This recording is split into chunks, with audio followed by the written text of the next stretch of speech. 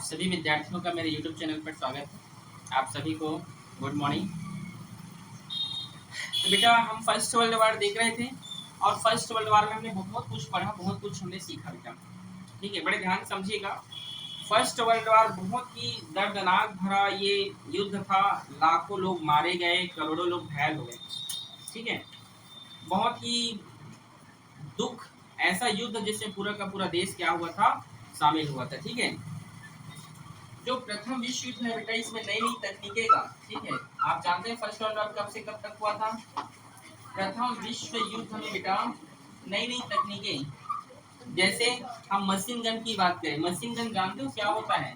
ऐसे machine gun, जैसे ऐसा मशीन गन था जो 1 मिनट में बेटा सैकड़ों जो है गोलियां निकालता था। समझ रहे हो? ऐसा मशीन गन था जो 1 मिनट में सैकड़ों, ठीक है, गोली निकलता था उससे, मशीन गन से। तो सोचो कितने लोग मरे होंगे, मतलब 1 मिनट में 100 गोलियां निकल रही, मतलब सोचो तो कोई भी सेना टिक पाएगा क्या? दोनों साइड से चलता था। तो ये जो है प्रथम फर्स्ट वर्ल्ड वॉर में मशीन गन यूज हुआ। आपके तोप यूज हुए बेटा, तोप जानते हो? ठीक है, तोप यूज हुआ जिसमें 1 मिनट में 50 से 60 गोला निकलता है। ठीक है, आ रहे समझ में जी? जिसमें पर मिनट में 50 से 60 जो है गोले निकलते थे, 50 से 60 गोले पर मिनट। समझ रहे हो? प्रति मिनट 50 एंड 60 गोले निकलते थे। जानते हो ना तोप क्या होता है? ठीक है, उसमें जो है टैंक का यूज किया गया। टैंक जानते हो क्या होता है? क्या होता है टैंक? बोलो, नहीं जानते हो? ठीक है, क्या बोले जी?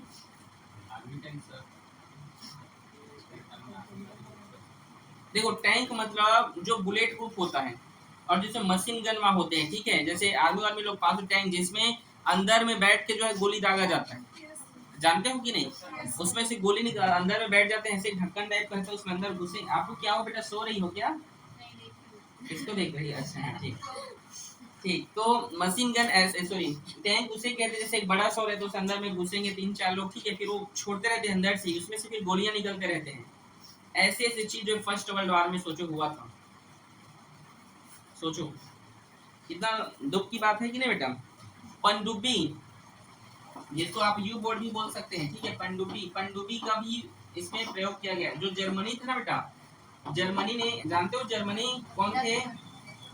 यही तो युद्ध करवाया था, नहीं पता? समझो यही कूद गया था पहले। जर्मनी ने बेटा 50% से ज्यादा ब्रिटेन का, किसका जी? ब्रिटेन का व्यापारिक जहाज को डुबो दिया। जो कमर्शियल जो जहाज होते हैं ना, जिससे व्यापार वार करते रहते हैं, वैसे जहाज को बेटा इसने जर्मनी ने जो है ब्रिटेन का डुबा दिया। 50% से ज्यादा, 50 नहीं बोलो, 50% से ज्यादा जहाजों को उसके डुबा दिया गया। पनडुब्बी जो पानी के अंदर रहता है, जानते हो ना आप लोग, और पानी के अंदर ही निशाना लगाता है वो।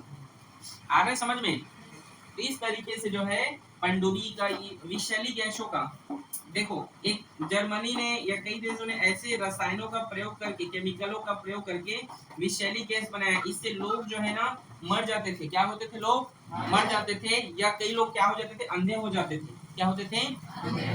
तो लोग जो है ना मास्क लगा के युद्ध लड़ते थे। जो आर्मी थी ना, दोनों साइड की जो आर्मी थी, वो मास्क मास्क पहनते थे। क्या पहनते थे जी? मास्क पहनते थे और युद्ध करते थे। ठीक है,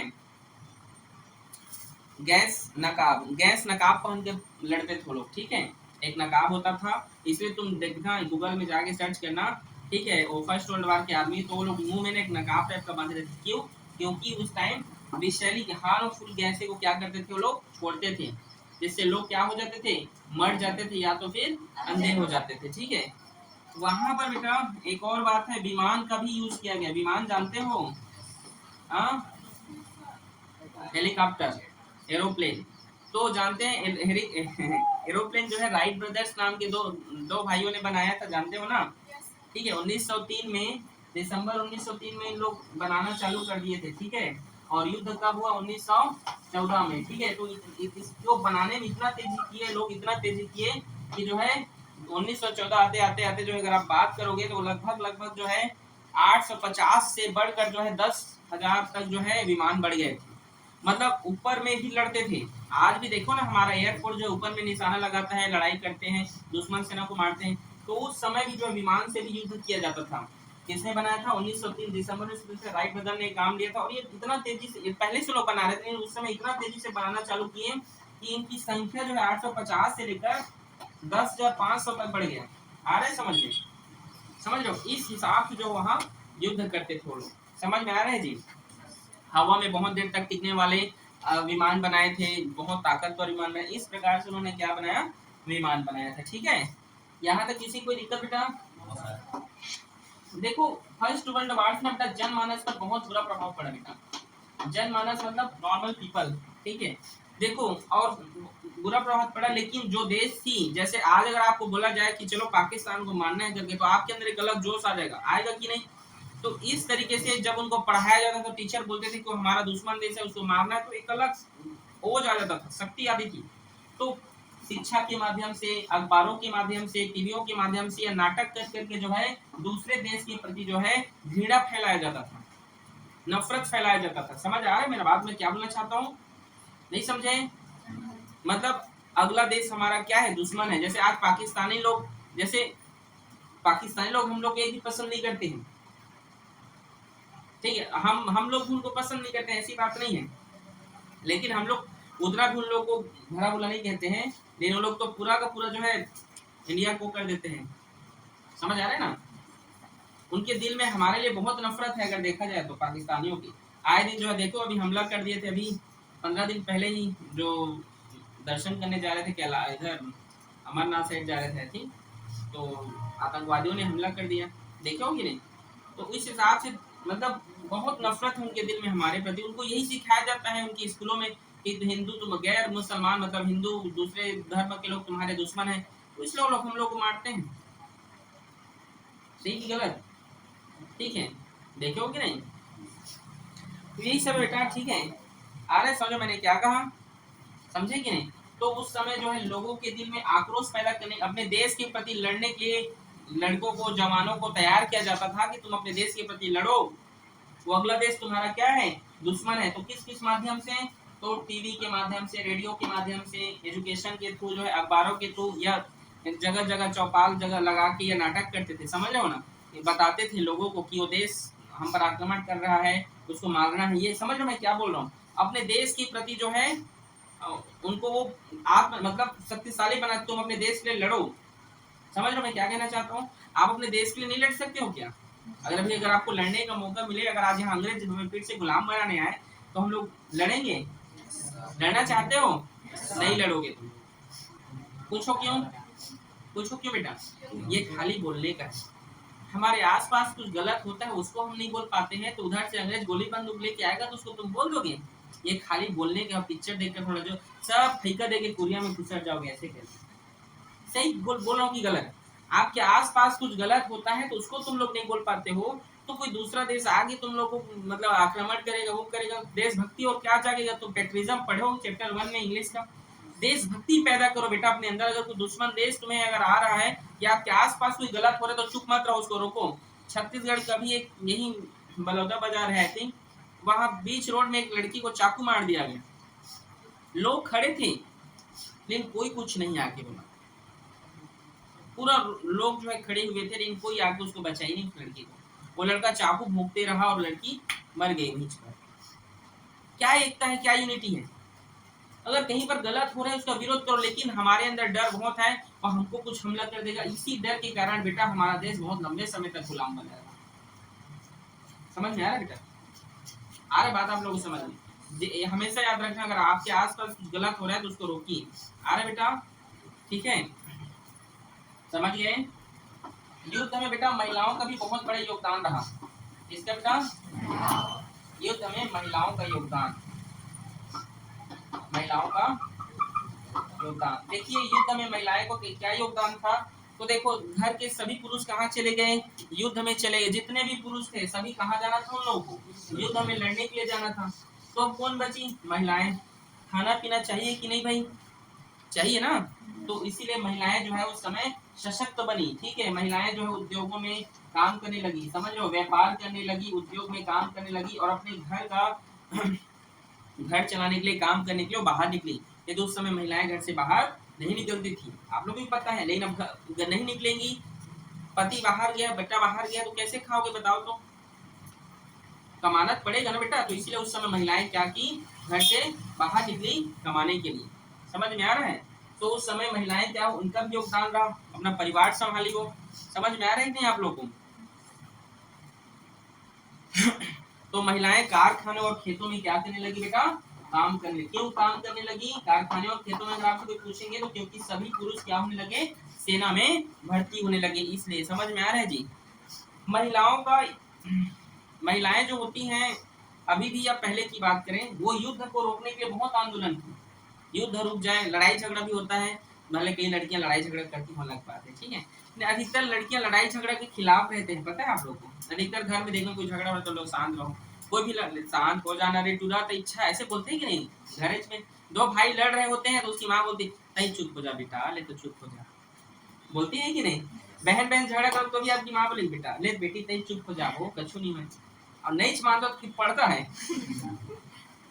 मारती है ना। तो वही चीज बोल रहे हैं यहाँ पे, ठीक है, कि वो लोग युद्ध रुकवाने के लिए कई आंदोलन करने लगी। कौन जी? महिलाएं, कि युद्ध को खत्म किया जाए करके। समझ में आ रहा है जी? क्योंकि ये युद्ध जो है बहुत ही भीषण युद्ध जो है हो रहा था, और जिस पर महिलाएं सबसे ज्यादा क्या हो रही थी, प्रभावित हो रही है। समझ में आ रहा है? आप जानते हैं उस समय जो महिलाओं को वोट डालने का भी अधिकार नहीं था, पता है आप लोगों को? चाहे भारत में बहुत बाद में महिलाओं को वोट डालने का अधिकार मिला, लेकिन विदेशों में भी महिलाओं को वोट डालने का अधिकार नहीं था। लेकिन यहाँ पर मैं आपको बताना चाहता हूँ, ब्रिटेन की संसद में 1918 में, कहाँ के? ब्रिटेन के संसद में, ठीक है जी, 1918 में जो है वोट डालने के लिए जो है महिलाओं को अधिकार मिला। क्या मिला महिलाओं को? कौन सा चुनाव? संसदीय चुनाव, जो सांसद चुनते हैं ना, उसके लिए जो है क्या करने लगे जी, ब्रिटेन में जो है चुनाव हुआ संसद का, जिसमें 1918 में जो है महिलाओं को वोट डालने का अधिकार मिला। और कैसी महिलाएं वोट डाल सकती हैं? जिनकी उम्र जो है कितना हो, 30 साल। कितनी होनी चाहिए? 30 साल। अभी तो 18 साल है आप लोग का, ठीक है, 18 साल में वोट डालते हो। लेकिन उस समय जो है ब्रिटेन में अगर आपको वोट डालना, मतलब उस समय जो ब्रिटेन की महिलाएं थे, अगर वो वोट डालते तो उनकी उम्र 30 वर्ष होनी चाहिए था। और दूसरा कंडीशन ये भी होना चाहिए था कि वो महिलाएं अमीर घर से होनी चाहिए थी। समझ गए? नॉर्मल महिलाएं नहीं, जो संपत्ति वाली हो, पैसा वाली महिला हो, वही क्या कर सकते थे, वोट डाल सकते थे। समझ रहे हो कि नहीं? नॉर्मल जो महिलाएं थी वोट डालने का उनको अधिकार नहीं था।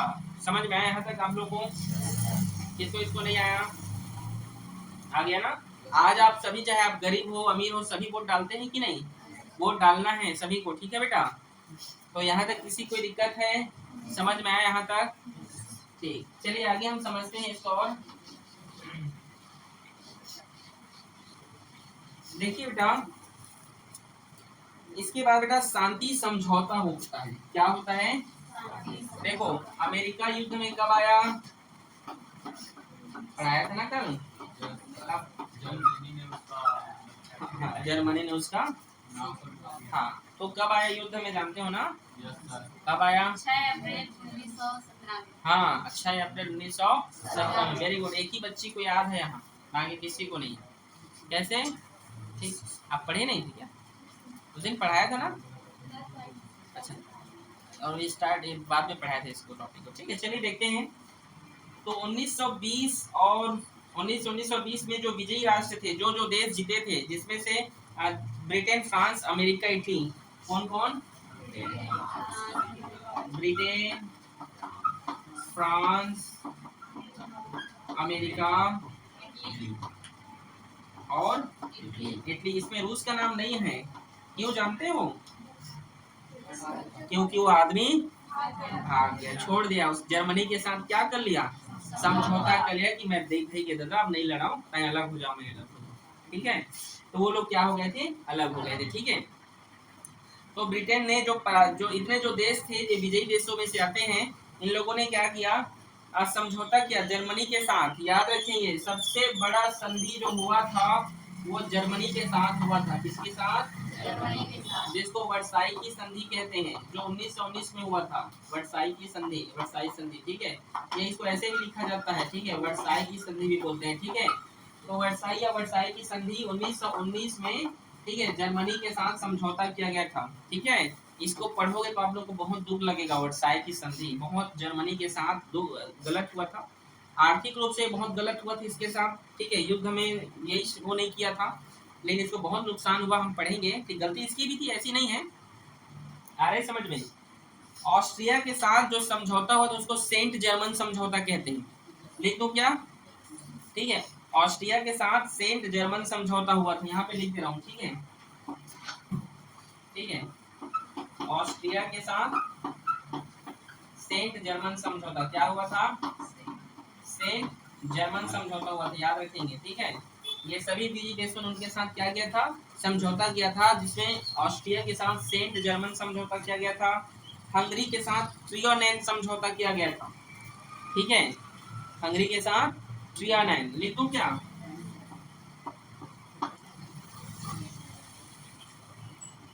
हंगरी के साथ ट्रियोनेन समझौता हुआ था। ये समझौता जो है इन लोगों के बीच हुआ, ठीक है। आ रहे समझ में आप लोग को? आ रहे जी? ठीक है, आगे हम बढ़ते हैं। तुर्की के साथ सेर्वे का समझौता, बुल्गारिया के साथ न्यूली की संधि, ठीक है। ये सब क्या हुए थे उस समय? हुए थे, लेकिन सबसे वर्चस्व और मेन संधि था जर्मनी के साथ वर्साई की संधि। तो चलिए हम उसी को पढ़ते हैं, ठीक है। इन सबको मैं मिटा रहा हूँ, ठीक है ना। वर्साई की संधि, सभी विजयी राष्ट्रों ने जर्मनी के साथ, जो विनर जो कंट्री थे ना बेटा, जो विनर्स कंट्री थे, उन सभी ने जर्मनी के साथ जो कॉम्प्रोमाइज किए थे, जो पीस, जो समझौता हुआ था, जो शांति समझौता हुआ था ना बेटा, कि अब लड़ाई झगड़ा नहीं करना है, उसी समझौता को वर्साई की संधि कहते हैं, ठीक है। समझ में आ रहा है यहाँ तक आप लोग को? कब हुआ था? 1919 में। ये पेपर में आता है, क्यों बेटा? ठीक है, ये सभी एग्जाम में आते हैं, यही सब जो बोल रहा हूँ उसको अच्छे से समझना, ठीक है। तो अमेरिका के जो राष्ट्रपति थे, जिनका नाम था वुडरो विल्सन, याद रखेंगे इनका नाम, या पेपर में आता है वुडरो विल्सन की 14 बिंदुओं पर जो संधि किए थे उसके बारे में बताइए, ठीक, ठीक है। नहीं, अरे ये आता है परीक्षा में, बोल रहा हूँ, ये सब याद रखना बोल रहा हूँ, ठीक है। वुडरो विल्सन कौन थे? उस समय के राष्ट्रपति थे। कहाँ के? अमेरिकी राष्ट्रपति थे। कौन? Woodrow Wilson. इन्होंने जो है 14 बिंदुओं पर शांति के लिए घोषणा किया था। कितने बिंदु पर? 14 पॉइंट पर 14 बिंदु दिए थे कि जो शांति के लिए क्या क्या होना चाहिए। समझ में आ रहा है जी? तो स्टार्ट करें, क्या क्या है। तो चलें वर्साई की संधि स्टार्ट करते हैं। सबसे पहला तो इसके आर्थिक रूप से हम बात करते हैं, ठीक है। जर्मनी को आर्थिक रूप से कमजोर करना, तो इसके ऊपर 66,000 लाख, कितना जी? 66,000 लाख पाउंड राशि, यहाँ पे लिख दे रहा हूँ, 66,000 लाख पाउंड, ठीक है। जो जितने देश जीते हुए थे उन्होंने एक नियम बनाया और कहा, क्या कहा? ठीक है, ध्यान से सुनेंगे, कि जो विजयी देश हैं, जो देश जीते हुए हैं, उनको जो हानि हुआ है, जो नुकसान हुआ है, उसको कौन चुकाएगा? जर्मनी। अब हम जीते हैं मान लो, तो हमारे से जो नुकसान है, पैसा कौड़ी धन दौलत, उसको कौन देगा? जो हारा है। ऐसी तो होता है, पहले भी राजा महाराजा लोग के समय देखिए हम, जो जीतता था वो दूसरे देश को, दूसरे राज्य को हड़प लेता था, ले लेता था। सही की गलत? तो उन्होंने क्या कहा? जर्मनी सेना के कहा करता था खदानों को नष्ट किया, ठीक है। मतलब जर्मन सेना ने जिन रियासी इलाकों, जो जर्मनी के जो सेना थी, उन्होंने क्या किया था? इन देशों के खदानों को, कारखानों को क्या कर दिया था? डिस्ट्रॉय कर दिया था, खत्म कर दिया था, ठीक है। समझ में आ रहा है जी? तो 66 लाख पाउंड फ्रांस, बेल्जियम और ब्रिटेन, ये जो 66 लाख पाउंड है, इसको किसको? फ्रांस, ब्रिटेन और बेल्जियम, इन तीनों को जो है, ब्रिटेन और बेल्जियम, इन तीनों देशों को क्या करते रहेगा जर्मनी? किस किस के रूप में? समझ रहे हो? थोड़ा थोड़ा करके इन तीनों देशों को देता रहेगा। मतलब इतना बांटेगा, किसी को ज्यादा किसी को कम, जितना नुकसान लोग डिस्कस किए उस समय। तो 66,000 लाख पाउंड इन तीनों देशों को कौन देता रहेगा? जर्मनी देता रहेगा। लेकिन यह बहुत इतना बड़ा राशि था, इतना बड़ा राशि था कि जर्मनी के वो सब जीडीपी सीडीपी सबसे भी हाई था, उतना उसके पास पैसा ही नहीं था। वो कई साल लग जाते, कई 100 साल। तो लोगों ने सोचा बहुत ज्यादा राशि है, इसको हम क्या करेंगे, नहीं दे पाएंगे। लेकिन नहीं, वो तो नहीं दे पाऊं करके बोल ही नहीं सकता था। देखिए अगर ये बोलता जर्मनी अगर वुड्रो विल्सन की बात नहीं मानता तो फिर से ये चारों देश उस पर हमला करते। समझ लो, समझे मैंने क्या कहा? अगर ये बात नहीं मानता कौन, जर्मनी, तो ये सभी देश फिर से उसको मानते, वहां पूरा जीवन डिस्ट्रॉय कर देते, वहां की लाइफ खत्म कर देते। तो उसको कैसे भी करके क्या था उसके पास, हाँ बोलने के सिवा कुछ रास्ता नहीं था, तो उसको मानना ही था। बाद में इन सभी देशों को लगा कितना ही नहीं दे पाएगा, तो उसको कम करके 20,000 लाख किया गया। कितना? 20,000 लाख पाउंड। ठीक है, ये भी कम थोड़ा मोड़ा पैसा नहीं है, ये उस समय का है, देख लो। 20,000 रुपया नहीं बोल रहा हूँ, आगे में लाख भी जुड़ा है और उसके बाद पाउंड भी है। आ रहा है समझ में? समझे जी? ये देश क्या करते थे, इससे पैसा लेते और ये किसको देते जानते हो? अमेरिका को। क्यों देते पता है? क्योंकि ये सभी अमेरिका से उधार लिए थे। पता है कि नहीं? अमेरिका से तो कर्जा लिए थे ना, पता है कि नहीं? जर्मनी ने जितनी जमीन जो है अधिकार जमाया था, मतलब जर्मनी ने जितना जमीन हथियाया था वो सभी जमीनें उन देशों को क्या करना पड़ेगा, वापस देना पड़ेगा। जैसे जर्मनी ने जो है बेल्जियम को हथिया लिया था, किसको जी? तो बेल्जियम को फिर किसको देना पड़ेगा? फ्रांस को, क्योंकि फ्रांस का जमीन था और जर्मनी ने हड़प लिया, तो अब जर्मनी को वह देना, मतलब जर्मनी ने जितना जमीन कब्जा किया है उन सभी देशों को देना पड़ेगा। जैसे बेल्जियम को लौटा दिया, किसको? फ्रांस को। ठीक है, आ रहे समझ में? जर्मनी द्वारा फ्रांस से छीना गया अल्सास और लॉरेन का भी जमीन 1871 में छीना गया था, याद करो, पढ़ाया था ना उस दिन। तो उसको भी क्या किया गया, फ्रांस को लौटाया गया। समझ में आ रहा है बेटा? देखिए फ्रांस की खदानों को ना बहुत नुकसान पहुंचाया गया था, ऐसा इन्होंने बोला, स्टेटमेंट दिया कि मेरी खदान को तबाह कर दिया जर्मनी ने, ये कर दिया वो कर दिया, पूरा खत्म कर दिया, मेरे यहाँ का आर्थिक जीवन पूरा का पूरा खत्म कर दिया। किसने बोला? फ्रांस ने। तो जो ये सरकार था, बैठा था, मालिक थे सबका, ठीक है, हाँ हाँ ठीक कहा थे। तो इन्होंने क्या किया जानते हो कि जितने भी खदान थे जर्मनी के, जितने भी खदान थे, इनका खदान खत्म कर दिया था, ऐसे ये बोले। तो जितने भी खदान बचे हुए थे जर्मनी में, वो सभी खदान लीज में फ्रांस को देगा 15 साल तक। लीज जानते हो? लीज मतलब 15 साल तक फ्रांस का अधिकार रहेगा वहां पे, ना तो उसको टैक्स देगा, मतलब जितना उस खदान से मुनाफा होगा उसको कौन लेगा? फ्रांस। समझ में आया? कितने साल तक? 15 साल तक। ठीक है, और 15 साल के बाद देखो आगे क्या हो जानते हो, जर्मनी या फ्रांस में रहेगा,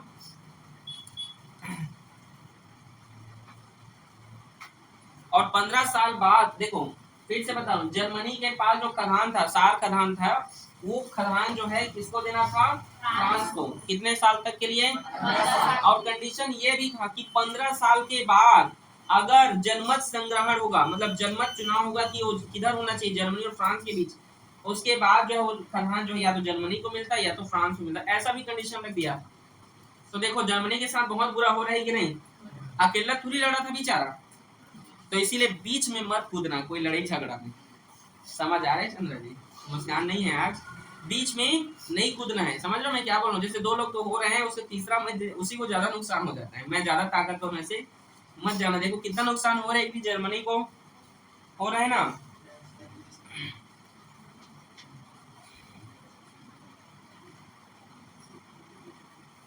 देखो फिर से और आगे समझा, यहाँ तक किसी कोई दिक्कत बेटा? जो ईस्ट, जो पूर्व जर्मन था, जैसे हमारे भारत में उत्तर भारत है, दक्षिण भारत है ना, पूर्वी भारत है, मध्य भारत है, पश्चिम भारत है कि नहीं? तो पूर्वी जर्मन को किसको, जो पूर्वी जर्मन थी, मतलब जर्मनी की जो पूर्व दिशा वाली जितनी जमीनें थी, जर्मन जो राज्य जो देश है, जर्मनी जो देश है, उसके पूर्वी क्षेत्र में जितने भी जमीनें थी, जितने भी राज्य थे, जिले, जो भी गांव थे, उन सभी को जर्मनी से अलग कर दिया जाएगा। ये ऑर्डर इनका साहब लोग का, जीते थे भाई, ऑर्डर साहब है, बड़े साहब। और उसको एक नया देश बनाएगा, और आज भी एक नया देश है जिसका नाम आपने पोलैंड सुना होगा। भारत विश्व के नक्शे में देखना एक देश दिखेगा, पोलैंड। क्या जी? वो कैसे बना है? जर्मनी के उस साइड को काट दिया गया, और आज भी देखो अलग स्वतंत्र देश है कि नहीं?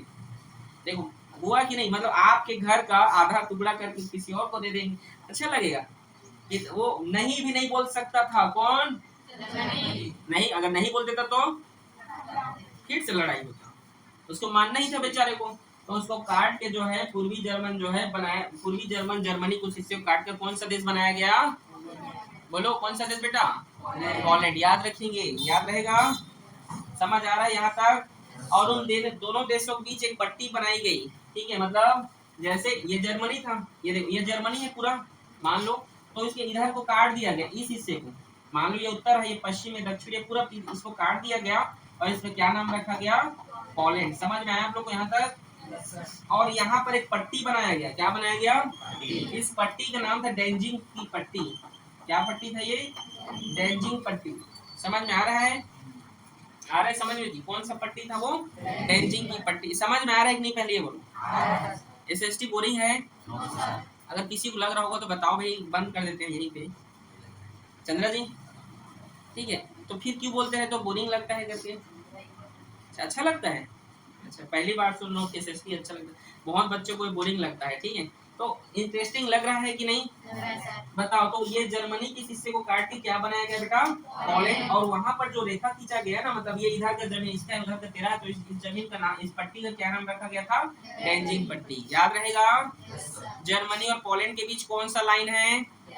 डेंजिंग पट्टी। ठीक है, देखो बेटा, मैं आपको बताना चाहता हूँ, जर्मनी का 65,000 वर्ग किलोमीटर, यहाँ पे लिख दे रहा हूँ, ठीक है, जर्मनी का किसका?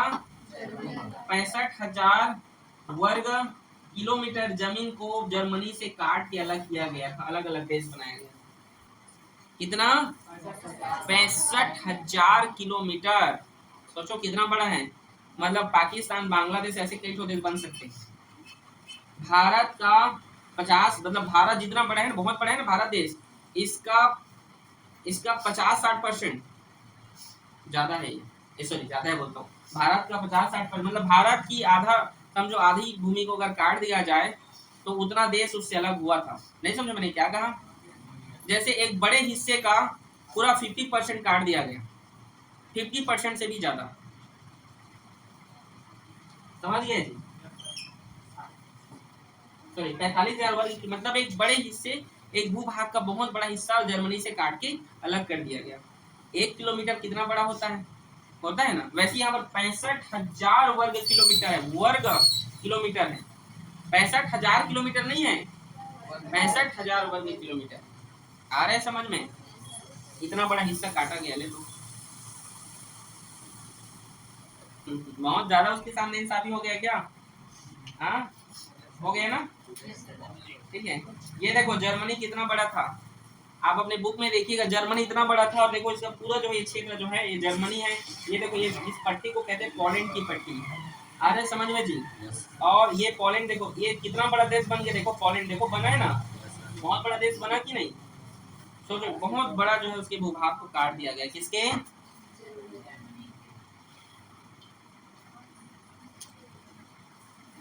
ठीक है, जर्मनी ने, चलो इधर को बिठा रहा हूँ, ठीक है, जर्मनी ने, जैसे हम लोग उपनिवेश थे ना, गुलाम थे किसके? किसके गुलाम थे हम लोग? ब्रिटेन के।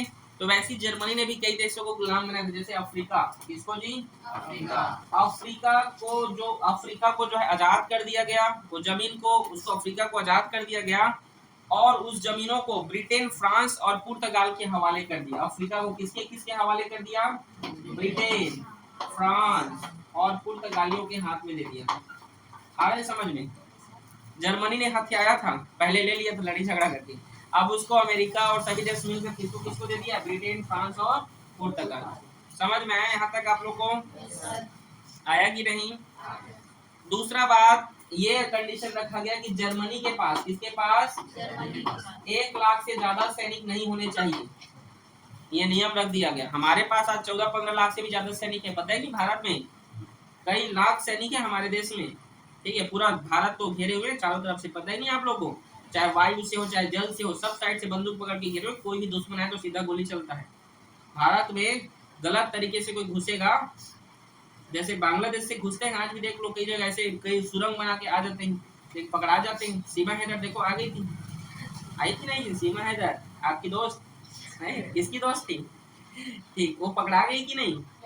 ठीक है, पाकिस्तानी थी, तो यहाँ पे लिखा गया देखो कि जर्मनी की सेना 1 लाख तक सीमित कर दिया जाए और उनके पास जो तोप है, पनडुब्बी है, मशीन गन है, तो पनडुब्बी मशीन जितने भी हैं उन सभी को खत्म कर दिया जाए। वो कुछ नहीं होना चाहिए उनके पास, ना उनके पास बंदूक तक, सेना खाली डंडा पकड़ के घूमेगा। समझिए, उनके पास तोप, मशीन गन सबको क्या कर दिया गया, खत्म कर दिया गया। आ रहे समझ में, समझ में आया जी। फ्रांस की सीमा से लगी हुई पट्टी राइनलैंड में जर्मन सेना का प्रवेश वर्जित था और जो जर्मनी का जो सैनिक थे वो दूसरे के इलाके में भी नहीं जा सकते थे, भले उसी देश का ही क्यों न रहा हो, उसी देश से वो लोग अलग कर दिए, उधर भी नहीं जाना है। ठीक है, कुल मिलाकर जर्मनी को पूर्ण रूप से क्या करना था, एक प्रकार से लंगड़ा बनाना था उसको, आर्थिक रूप से, मानसिक रूप से, हर प्रकार से उसको जो है विकलांग कर दिया गया। किसको? जर्मनी को। समझ में आया बेटा? जर्मनी और ऑस्ट्रिया का विलय, देखो जर्मनी ने किसकी मदद की थी, ऑस्ट्रिया हंगरी की। ऑस्ट्रिया और हंगरी दोनों को अलग अलग कर दिया गया। आ रहा है समझ में? ऑस्ट्रिया हंगरी एक में थे लेकिन दोनों को अब क्या कर दिया गया, और ऑस्ट्रिया जर्मनी से नहीं मिलेगा ये भी कंडीशन रख दिया गया। और ऑस्ट्रिया इतना बुरा तरीका से उसका हालत हुआ, ऑस्ट्रिया जानते हो क्या हुआ उसके साथ, वो बहुत ही ज्यादा गरीब देश हो गया। उसके पास ना तो खदान थे, ना कारखाना, कुछ नहीं, उसके पास सिर्फ खेती रह गया। किसके पास? ऑस्ट्रिया के पास। और ऑस्ट्रिया को अगर जर्मनी के साथ मिलना है तो राष्ट्रसंघ से बात करना होगा और पता नहीं कब मिल रहा है कि नहीं, समझे कि नहीं। तो इतना बुरा जो उन लोगों के साथ हुआ। ऑस्ट्रिया पर सबसे ज्यादा असर हुआ, वह केवल कृषि प्रधान देश बन के रह गया।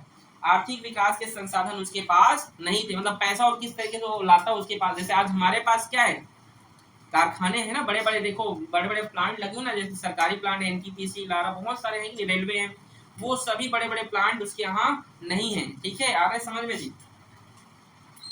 समझे यहाँ तक? मतलब विजयी देशों ने घोर अत्याचार किया था हम लोगों के साथ। किसके साथ? जर्मनी, ऑस्ट्रिया, सभी के साथ तरीके से जो है वो निर्णय लिए थे लोग। तो बताओ ये अच्छा हुआ था? इतना ज्यादा, बहुत ज्यादा उसको पूरा निहत्था कर दिया गया कि नहीं? अच्छा हुआ क्या? एक प्रकार से गलती भी थी, तो इतना भी ज्यादा उन पर नहीं थोपना चाहिए था। आपको इसी के कारण एक इंसान पैदा होगा भी। जर्मनी में फर्स्ट वर्ल्ड वार में एक बच्चा बच जाता है, उसको पादरी जानते हो, पास्टर, अरे जो ईसाइयों में जो होते हैं ना गुरु, ठीक है, फादर बोलते हैं, उसको पादरी कहते हैं एक्चुअल में। ठीक है, वो एक बच्चे को बचाते हैं और वही बच्चा फर्स्ट वर्ल्ड वार के बाद सेकेंड वर्ल्ड वार करता है, जो जर्मनी में ही पैदा हुआ था। कहाँ पैदा हुआ था जी? और यही से फिर से सेकेंड वर्ल्ड वार चलेगा। वो बच्चा बच गया था, उस बच्चे का नाम था हिटलर। क्या नाम था? और हिटलर इस बार पैदा हो गया है और हिटलर सेकेंड वर्ल्ड वार कराएगा।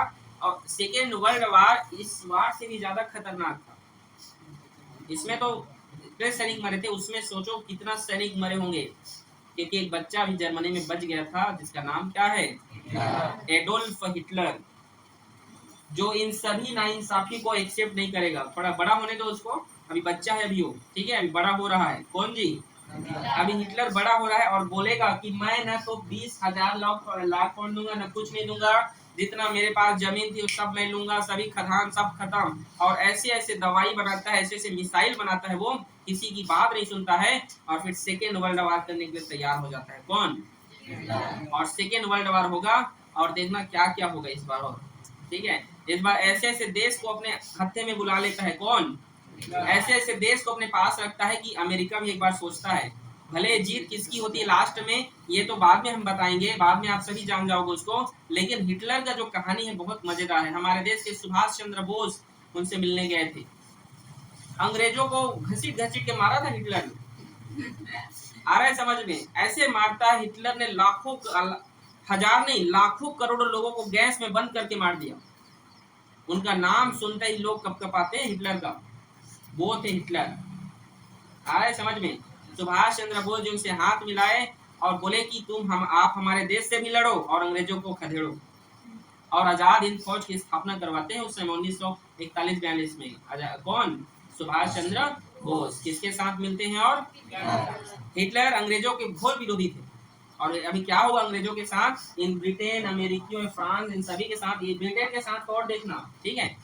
तो अगला हम बताएंगे, अच्छा यहाँ पर राष्ट्र संघ की स्थापना होता है जो सभी देशों को वर्चस्व करता है। पेपर में आपसे पूछ सकते हैं राष्ट्र संघ की स्थापना कब हुआ था, तो आप बोल सकते हैं 1920 में हुआ था। कब हुआ था? 1920 में। तो ये चैप्टर अभी खत्म होता है। अब जो है ये चैप्टर बहुत ही गलत हुआ उनके साथ, किनके साथ? जर्मनी के साथ। आप जर्मनी में देखो किसी के साथ गलत हुआ है तो किसी ना किसी को पैदा होना पड़ेगा, तो पैदा तो हो गया था, बच भी गया था वो आदमी, और ऐसे बचता था, ऐसे बचा था, तो इतना ताकतवर होता है, इतना ताकतवर, और ऐसे ऐसे दवाई बनाता है, कहते हो कि एक सैनिक अगर उसको टेबलेट खाता था तो बहुत पावरफुल हो जाता था, बहुत ज्यादा पावरफुल। और ऐसे ऐसे मशीन गन बनाए थे कि उनके सामने रूस तक नहीं टिक पाती थी, न ब्रिटेन टिक पाता था, कोई देश नहीं। लेकिन जर्मनी जो है क्या गलती करता है, जिसके कारण क्या होता है हम बताएंगे बाद में, ठीक है। लेकिन अभी हिटलर जो है बड़ा हो रहा है, आप प्रतीक्षा करेंगे अगले चैप्टर में बड़ा हो जाएगा, ठीक है। तो ओके, आज के लिए बस इतना ही।